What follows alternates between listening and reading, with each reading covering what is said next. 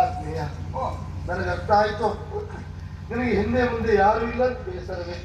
ನೀ ಸಾಹಿತ್ಯ ಹೊರಟಿದ್ದೀಯಾ? ಹೆದರಬೇಡ, ನಿನ್ನ ಆತ್ಮೀಯನಾಗಿ ನಾನಿದ್ದೇನೆ. 11ರಿಂದ 14ವರೆಗೂ ನಂದೇ ಖರ್ಚು. ನೀ ಸಾಹಿತ್ಯ ಹಾಗಲ್ಲ, ನಿನ್ನ ಕೈಯಾರೆ ನನಗೆ ವಿಷ ಕೊಟ್ಟು ಸಾಯ್ಬೇಕೆನ್ನುವ ಆಸೆ ಉಂಟು.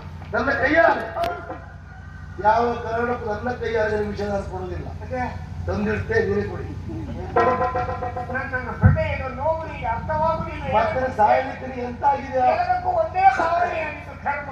ನನ್ನ ಅವನೇ ಇತ್ತಲ್ಲ, ಸಾಯಲಿಕ್ಕೆ ನೀ ಎಂತ ಆಗಿದೆ ಅಂತ. ಅವಳು ಯಾರು? ಕಾಟಲ್ ಏನಂತ? ಮದುವೆ ಆಗ್ಬೇಕು ಅಂತ ನನ್ನ ಹಿಂದೆ ಬರ್ತಾ ಇಲ್ಲ. ನಿನಗೆ ಆಗ್ಬೇಕಾ? ಆವತ್ತು ನನ್ನ ರಕ್ತ ತಕೊಂಡು ನೀರು ಪ್ರೀತಿ ಮಾಡಿದಲ್ಲ, ನಿಮ್ಗೆ ಆಗ್ಲೇಬೇಕು. ನಿನ್ನ ರಕ್ತ ಒಳಗಿದ್ದೀರ ನಾನು ಪ್ರೀತಿ ಪಡ್ತಿದ್ದ. ರಕ್ತ ಒಳಗೆ ಉಂಟದು. ಹಾಗಲ್ಲ, ಈಗ ನನಗೆ ಬೇರೆ ದಾರಿ ಇಲ್ಲ. ಅವಳು ನನ್ನ ಹಿಂದೆ ಬರ್ತಾ ಇದ್ದಾಳೆ. ನನಗೆ ಅವಳಿಗೆ ಮದುವೆ ಆಗ್ಬೇಕು ಆಗುದಿಲ್ಲ. ವಿಕಾರ ಉಂಟು. ಹೌದು, ಅರ್ಥ ಆಯ್ತು ನನಗೆ. ಈಗ ಅವಳು ಬರ್ತಾಳೆ. ನೀ ಬೇಡ ಅಂತ ಹೇಳ್ತಾ ಇದ್ದೀಯ. ನಾನು ಬೇಡ ಅಂತ ಹೇಳ್ತಾ ನೀ ಇದ್ದೀನಿ. ಸಾಯ್ತು ಅಂತ ಹೇಳಿದ್ಯಾ? ಹೌದು ಅವಳ ಹತ್ರ ಹೌದು, ನಾನು ಹೇಳಿದ ಮಾತು. ನೀನು ಹೀಗೆ ಹತ್ರ ಬಂದ್ರೆ ನಾನು ಸಾಯ್ತೇನೆ ಅಂದೆ. ರಗಳೆ ಇದ್ದಲ್ಲ, ಅವಳು ಒಂದು ಮಾತು ಹೇಳಿದ್ರು. ಏನು? ನೀನು ಸತ್ರು ಅಡ್ಡಿಲ್ಲ, ನಾನು ಕಾಶಿನ ಬಿಡುವುದಿಲ್ಲ.